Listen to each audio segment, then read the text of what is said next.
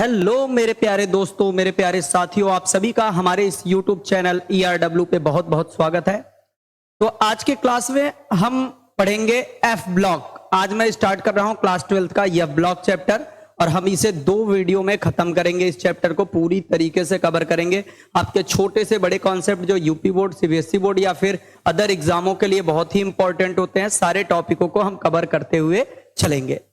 ठीक है दोस्तों, तो चलिए हम क्लास को स्टार्ट करते हैं। अगर आप हमारे इस चैनल पर नए हैं तो हमारे चैनल को सब्सक्राइब और लाइक जरूर कीजिए और ज्यादा से ज्यादा अपने दोस्तों में शेयर जरूर कीजिए। तो देर न करते हुए हम चलते हैं अपने टॉपिक पर और स्टार्ट करते हैं अपना नया चैप्टर एफ ब्लॉक। सबसे पहले दोस्तों, एफ ब्लॉक जो हम स्टार्ट कर रहे हैं, एफ ब्लॉक एलिमेंट्स क्या होते हैं या एफ ब्लॉक के तत्व हम किसे कहते हैं, तो जनरली ध्यान से समझिएगा।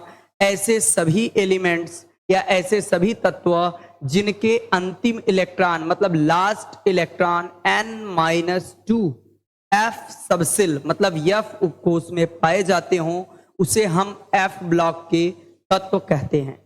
ध्यान से समझिएगा, ऐसे सभी एलिमेंट्स बेटा बच्चों जिनके अंतिम इलेक्ट्रॉन लास्ट इलेक्ट्रॉन्स क्या हो n-2 सबसेल मतलब एफ सबसेल में पाए जाते हो, एफ उपकोष में पाए जाते हो, उसे हम एफ ब्लॉक के एलिमेंट कहते हैं। आ जाइए थोड़ा सा देख लेते हैं। ये देखिए हमारे पास एफ ब्लॉक एलिमेंट की हम बात कर रहे हैं। एफ ब्लॉक एलिमेंट क्या है? तो वे तत्व मेरे प्यारे बच्चों, वे तत्व जिनका अंतिम इलेक्ट्रॉन n-2 एफ उपकोष में पाया जाता है, एफ ब्लॉक के तत्व कहलाते हैं। ध्यान से समझिएगा, वे तत्व जिनका अंतिम इलेक्ट्रॉन कहां पाया जा रहा है, जिनका अंतिम इलेक्ट्रॉन n-2 एफ उपकोष में पाया जाता है, एफ ब्लॉक के तत्व कहलाते हैं। क्लियर? वे क्या कहलाएंगे भाई? एफ ब्लॉक के तत्व कहलाते हैं। ध्यान से देख लीजिए। दूसरा बात, इन तत्वों को भाई हम लोग क्या कहते हैं? इन्हें दुर्लभ मृदा धातु भी कहा जाता है। इन्हें रेयर अर्थ मेटल के नाम से भी जाना जाता है। किसके नाम से जाना जाता है? रेयर अर्थ मेटल के नाम से भी इन्हें जाना जाता है। क्लियर है? इन्हें रेयर अर्थ मेटल के नाम से भी जाना जाता है।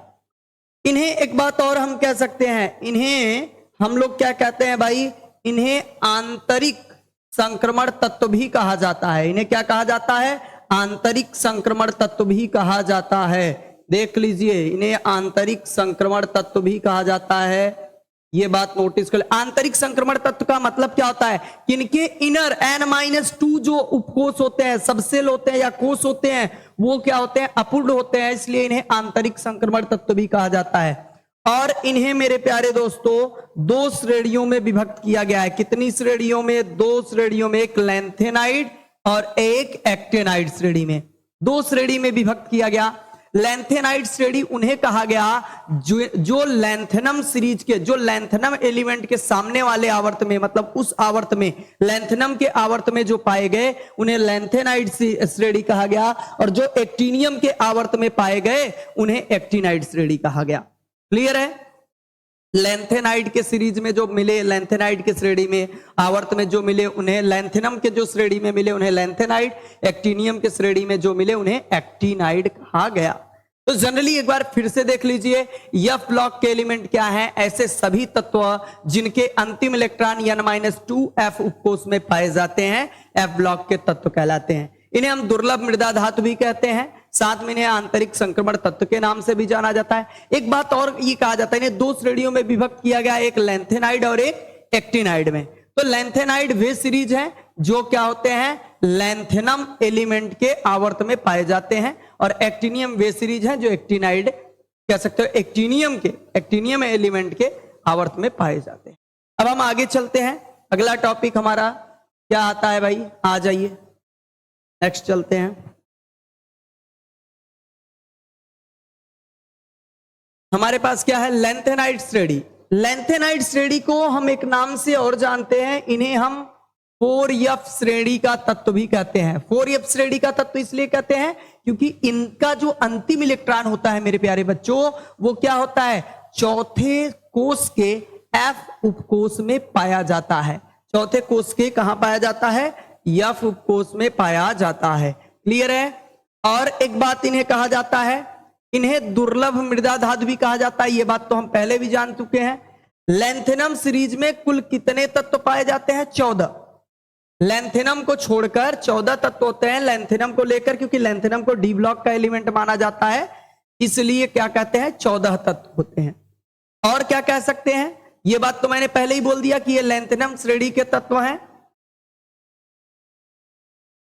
ये बात पहले ही बोला गया कि ये लैंथेनम श्रेणी के तत्व हैं, इसलिए इन्हें क्या कहा जाता है? लैंथेनाइड। इसलिए इन्हें क्या कहा जाता है भाई? इसलिए इन्हें कहा जाता है लैंथेनाइड। क्लियर है? अगला, ये कहां से कहां तक पाए जाते हैं? ये सीरियम से ल्यूटोसियम तक पाए जाते हैं। कहां से कहां तक होते हैं?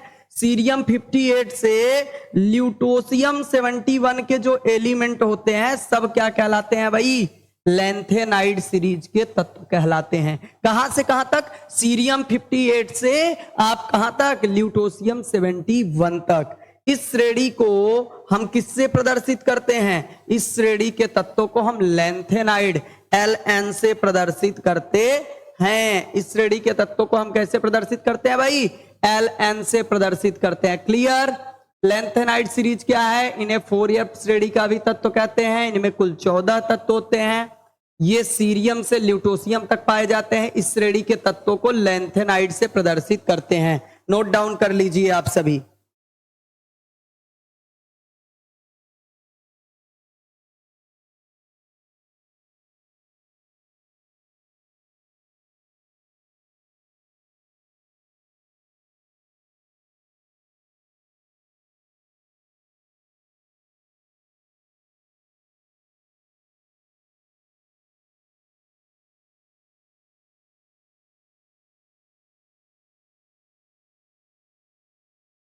ओके, आगे चला जाए। चलिए अब आ जाइए, लैंथेनाइड तत्वों के कुछ गुणधर्म के बारे में हम बात कर लेते हैं। सबसे पहला इनका गुणधर्म आता है इलेक्ट्रॉनिक विन्यास।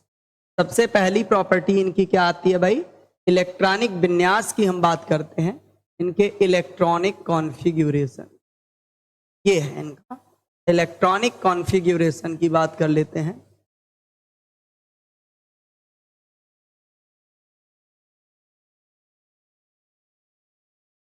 ये देखिए इनके इलेक्ट्रॉनिक विन्यास। सबसे इनके एलिमेंट थोड़ा सा ध्यान दे लीजिए। इनके एलिमेंट, ये तो लैंथेनम आपका डी ब्लॉक का बंदा हो गया, लेकिन ये हो गया सीरियम, प्रोसियोडाइमियम, नियोडाइमियम, ठीक है,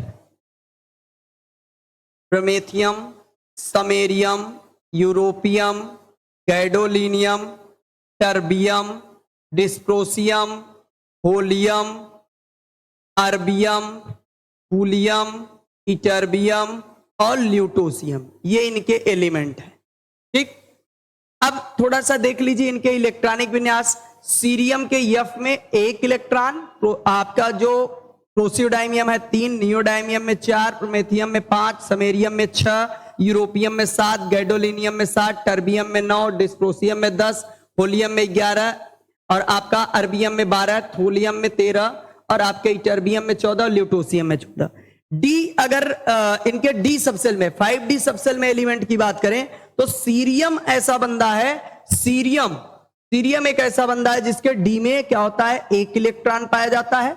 गैडोलिनियम के डी ब्लॉक में 1 इलेक्ट्रॉन पाया जाता है डी सबसेल में, और ल्यूटोसियम के डी सबसेल में 1 इलेक्ट्रॉन पाया जाता है। और इन सब के 6s सबसेल में सबके 2-2 इलेक्ट्रॉन पाए जाते हैं। इसमें अगर मैं स्टार बना सकता हूं तो ये ध्यान दीजिएगा थोड़ा सा,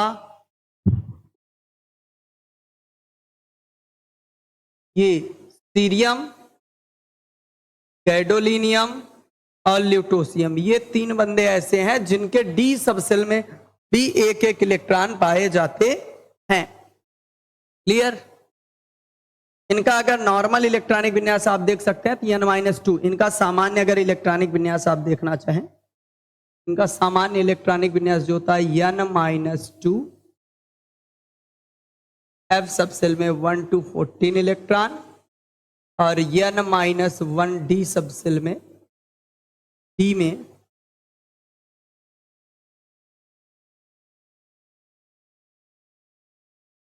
0 से 1 इलेक्ट्रॉन और n सबसेल में आपके 2 इलेक्ट्रॉन पाए जाते हैं। ये इनका नॉर्मल इलेक्ट्रॉनिक कॉन्फ़िगरेशन है, इनका नॉर्मल इलेक्ट्रॉनिक कॉन्फ़िगरेशन है। ओके, ये इनका इलेक्ट्रॉनिक विन्यास है, नोट कर लीजिए। लैंथेनाइड्स के इलेक्ट्रॉनिक विन्यास की हम बात कर रहे हैं। क्लियर, आगे चलें, आ जाइए। ऑक्सीडाइजिंग नेचर, ऑक्सीकारक प्रवृत्ति की हम बात कर रहे हैं, या ऑक्सीकरण संख्या की हम बात करें थोड़ा सा, तो प्रायः इन सभी का, जितने भी ये बंदे होते हैं भाई, इन सभी का प्रायः ऑक्सीकरण अवस्था जो होता है वो क्या होता है, प्रायः यह ब्लॉक के सभी तत्वों की +3 ऑक्सीकरण अवस्था प्रदर्शित करते हैं। यह ब्लॉक के जितने तत्व हैं सभी तत्व +3 ऑक्सीकरण अवस्था क्या करते हैं भाई, प्रदर्शित करते हैं। कितना प्रदर्शित करते हैं, +3 ऑक्सीकरण अवस्था प्रदर्शित करते हैं। यहां पे कुछ एलिमेंट ऐसे हैं, जैसे हमारे पास आप क्या लिख सकते हैं, यूरोपियम की बात कर लें,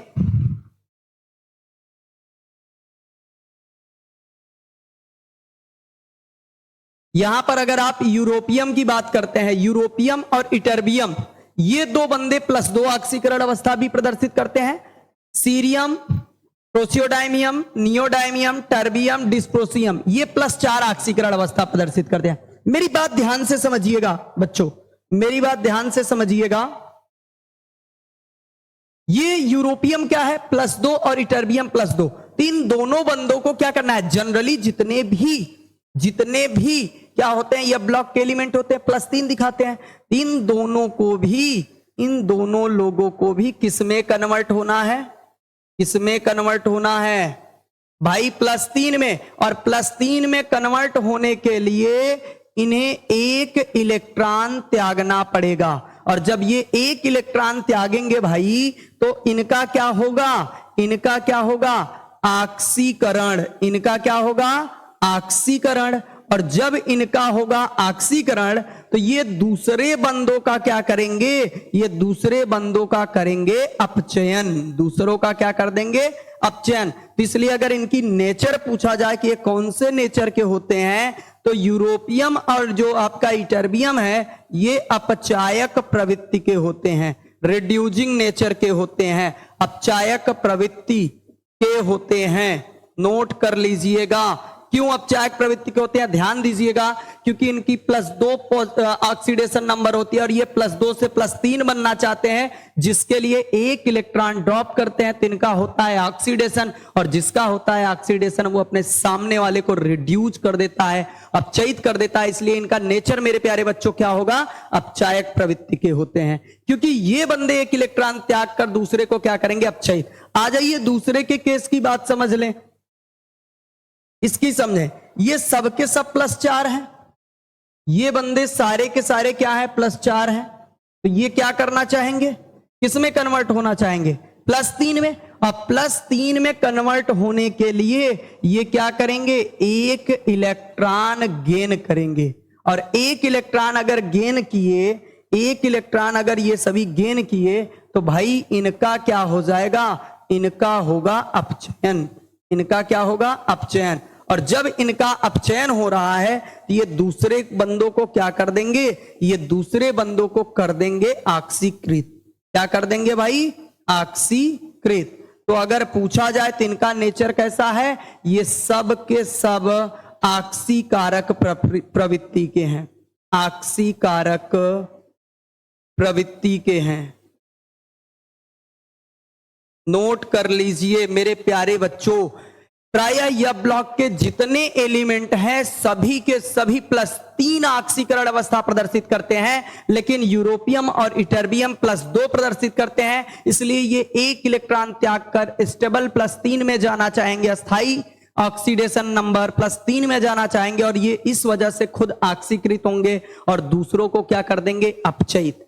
नेक्स्ट अगर मैं बात करूं सीरियम, प्रोसियोडाइमियम, नियोडाइमियम, टर्बियम, डिस्प्रोसियम की, ये +4 ऑक्सीडेशन स्टेट रिप्रेजेंट करते हैं, ये +4 से +3 में जाना चाहेंगे, इसलिए 1 इलेक्ट्रॉन को क्या करेंगे, गेन करेंगे, तो इनका होगा अपचयन, और ये सामने वाले का करेंगे ऑक्सीकरण, इसलिए ये ऑक्सीकारक प्रवृत्ति के कहलाते हैं। नोट कीजिए,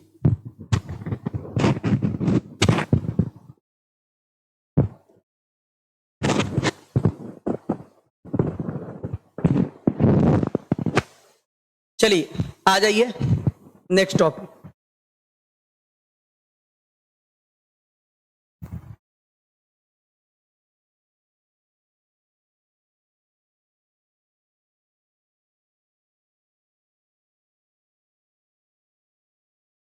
चलिए साइज, आकार की बात कर रहे हैं तो हम जनरली क्या कह सकते हैं,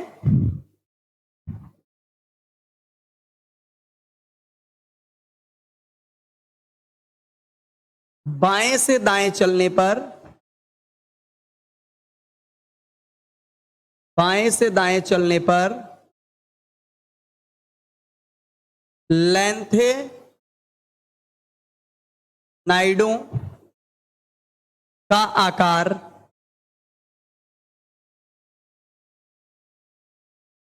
लगातार घटता है।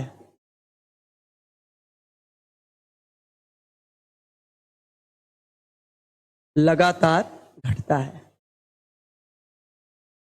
भाई क्या होता है, लेफ्ट टू राइट अगर जनरली आप चलेंगे तो इनका आकार क्या होता है, घटता है। जैसे कि आपका क्या हो गया, सीरियम का सबसे आपका क्या हो जाएगा, बड़ा होगा, फिर आपका प्रोसियोडायमियम होगा, फिर आपका क्या हो जाएगा, नियोडायमियम होगा, फिर आपका क्या हो जाएगा भाई, प्रमेथियम का नंबर आ जाएगा, प्रमेथियम के बाद आपका आ जाएगा समेरियम, देन आफ्टर आपके पास आ जाएगा यूरोपियम, यूरोपियम के बाद अगर आप बात करेंगे तो भाई गैडोलिनियम, फिर आपका क्या आ जाएगा, टर्बियम, डिस्प्रोसियम, होलियम, और उसके बाद आपका क्या है, अर्बियम, हुलियम, देन आफ्टर अगर बात कर लें तो इटर्बियम और ल्यूटोसियम सबसे छोटा हो जाता है। ये बाएं से दाएं चलेंगे आप तो सबसे बाएं से दाएं चलेंगे तो आकार क्या होगा भाई, बाएं से दाएं चलने पर आकार क्या हो जाएगा, घटेगा। बाएं से दाएं चलेंगे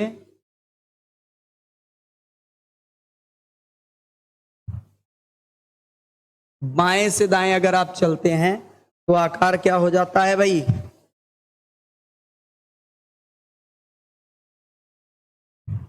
साइज घटता है।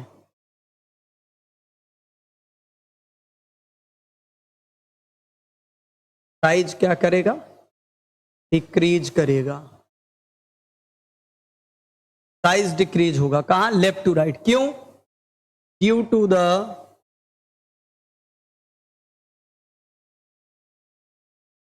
Effective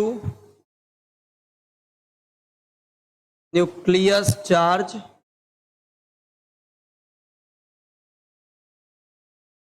and poor screening effect of 4f electrons. ठीक, ये दो रीजन होते हैं, due to the effective nucleus charge, प्रभावी नाभिकीय आवेश के कारण, और साथ में poor screening effect of 4f electron. जो चौथे सब मतलब चौथे एफ उपकोष के इलेक्ट्रॉन होते हैं उनकी वीक क्या होती है, स्क्रीनिंग इफेक्ट होती है, जिसके कारण ऐसा देखने को हमें मिलता है। ओके, नोट कर लीजिए। आकार इनका क्या होता है, बाएं से दाएं चलने पर लेंथेनाइडो का आकार लगातार घटता है। क्यों, साइज डिक्रीज होता है, due to the effective nucleus charge, प्रभावी नाभिकीय आवेश के कारण, and poor screening effect of 4f electrons. Okay, note down कीजिए।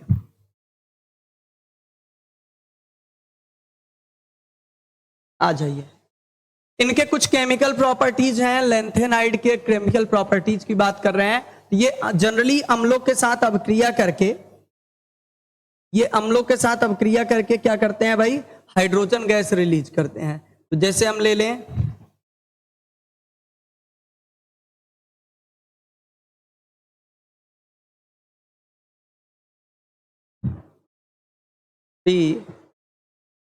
H2SO4 react with cerium and form करेगा cerium sulphate and release to the hydrogen gas. और भी हम देख लें, जैसे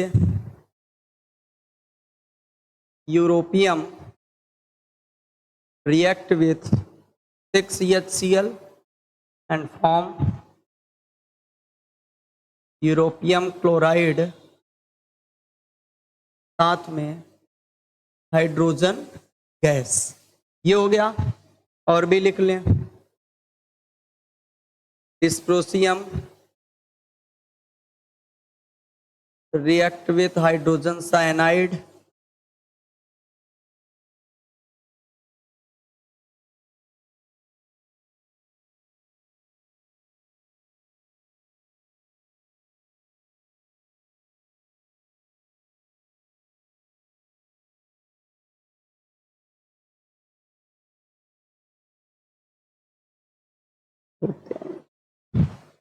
प्लस आपका क्या हो जाएगा, हाइड्रोजन गैस।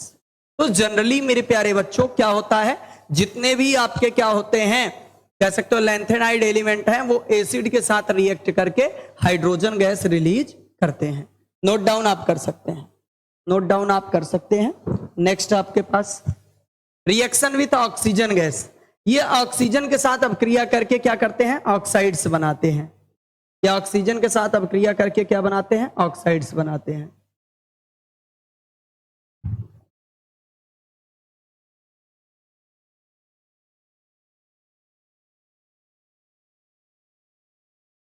ये ऑक्सीजन के साथ रिएक्ट करेंगे और क्या बना देंगे, ऑक्साइड, प्रोमेथियम ऑक्साइड,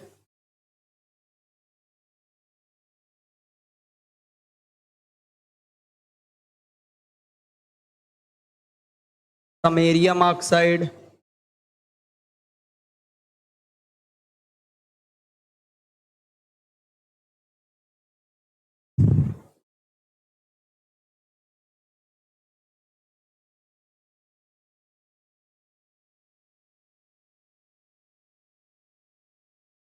ये आपका क्या हो गया, सीरियम ऑक्साइड।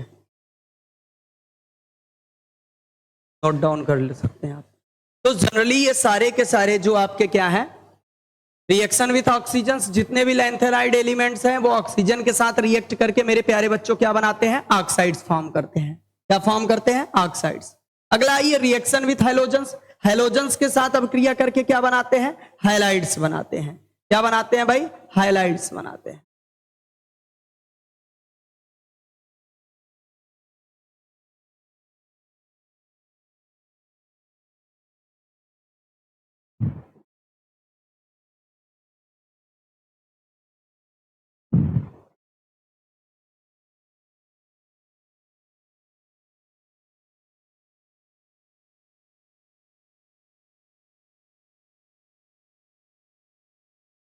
ये देखिए, और आप देख लीजिए,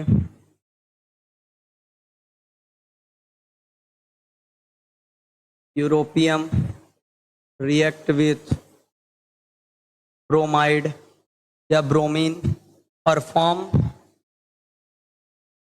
europium bromide. Lutetium react with iodine and form lutetium iodide. Note down कर लीजिए। ओके, ये हाइलाइडों के साथ अपक्रिया करके क्या बनाते हैं, लैंथेनम हाइलाइड बनाते हैं। नेक्स्ट जल के साथ अपक्रिया। लैंथेनाइड जो होते हैं ये ठंडे जल के साथ अपक्रिया करके, ठंडे जल के साथ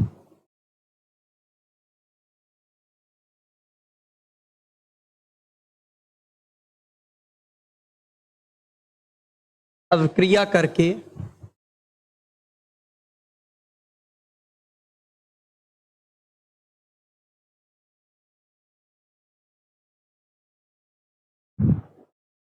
हाइड्रोक्साइड बनाते हैं।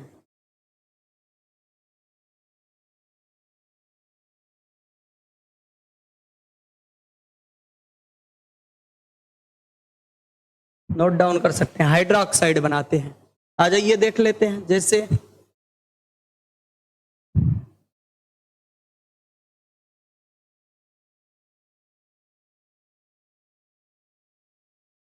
रिएक्ट विथ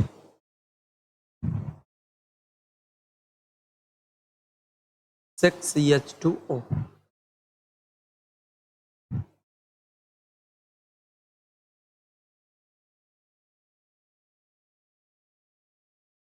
प्लस आपका क्या हो जाएगा, CH2 गैस रिलीज होगा।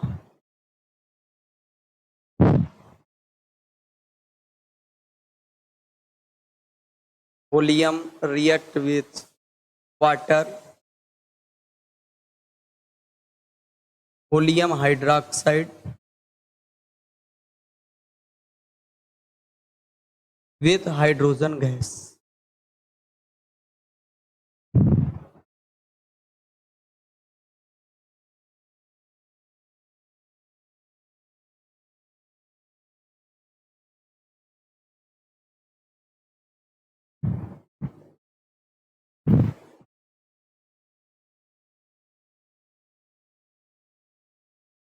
नोट डाउन कर लीजिए।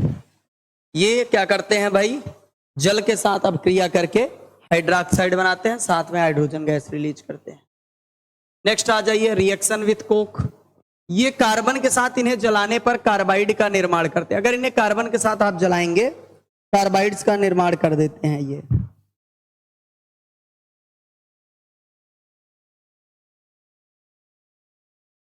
ये Lu कार्बन के साथ जला दीजिए, 2713 केल्विन पर ये क्या बन जाएगा, ल्यूटोसियम आपका कार्बाइड, और उसके बाद आपका टर्बियम,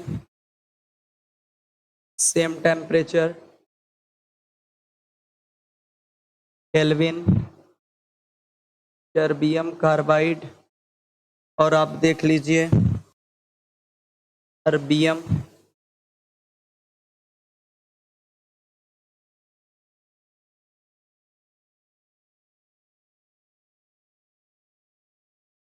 ये कार्बाइड्स का निर्माण करते हैं कोक के साथ जलाने पर।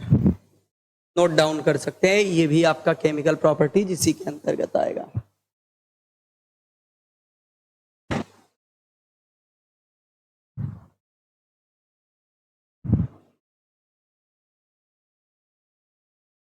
रिएक्शन विथ सल्फर,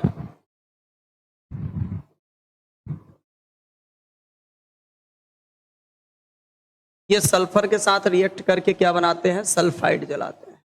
जलाने पर बन जाएंगे ल्यूटोसियम sulphide.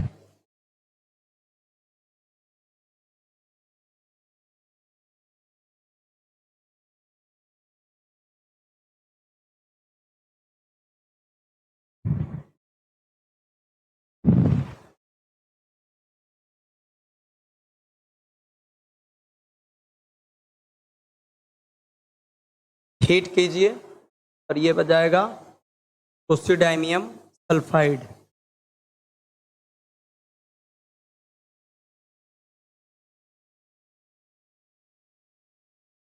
Gadolinium react with sulfur and form to the gadolinium sulfide।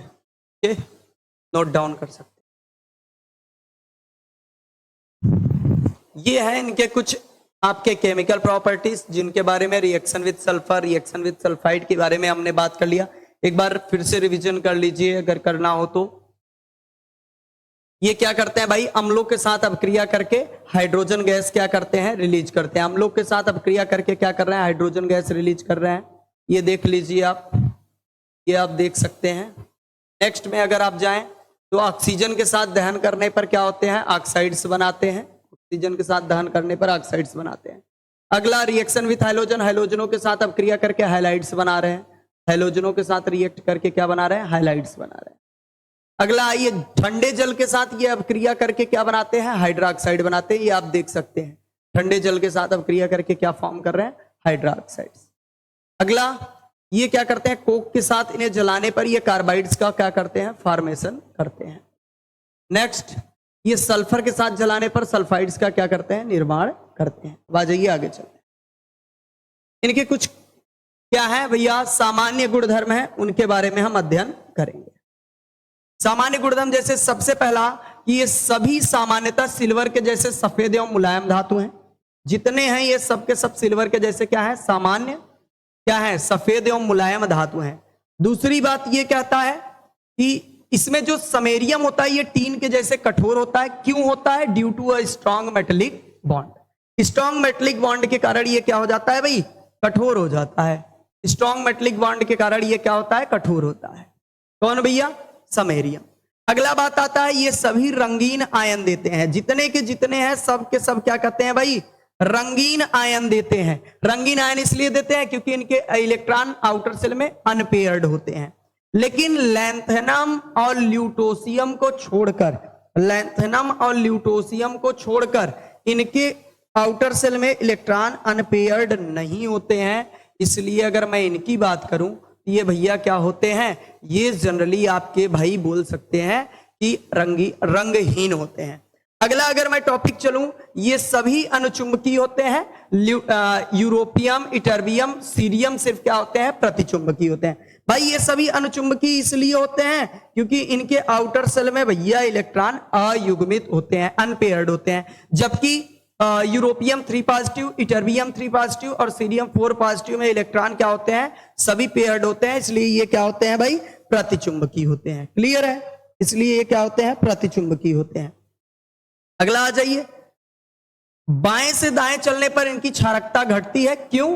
Due to the decreasing of size. Size घटेगा तो भाई इलेक्ट्रॉन को स्ट्रॉन्ग बॉन्ड से बांध के रखेगा न्यूक्लियस, तो भैया इलेक्ट्रॉन डोनेट नहीं करेगा तो उसका बेसिसिटी क्या हो जाएगा, डाउन हो जाएगा। क्योंकि बेसिसिटी डायरेक्टली प्रोपोर्शनल होता है टेंडेंसी टू, कह सकते हैं डायरेक्टली प्रोपोर्शनल होता है donating tendency of electron. Electron के डोनेटिंग टेंडेंसी के डायरेक्टली प्रोपोर्शनल होता है बेसिसिटी। इसलिए बाएं से दाएं चलने पर इनकी क्षारकता क्या हो जाती है भाई, इनकी क्षारकता घट जाती है। क्यों? क्योंकि इनका साइज घटता है तो डोनेटिंग टेंडेंसी घट जाती है इलेक्ट्रॉन की। अगला पॉइंट कह रहा है परमाणु क्रमांक बढ़ने के साथ साथ इनकी कठोरता भी बढ़ती है। इनकी जितना ज्यादा परमाणु क्रमांक बढ़ेगा इनकी हार्डनेस उतनी ही ज्यादा होती है। तो आप नोट कर सकते हैं इनके सामान्य प्रॉपर्टीज। और लास्ट टॉपिक हम चलते हैं इनके यूज पर। आ जाइए, यूज ऑफ लैंथेनाइड्स।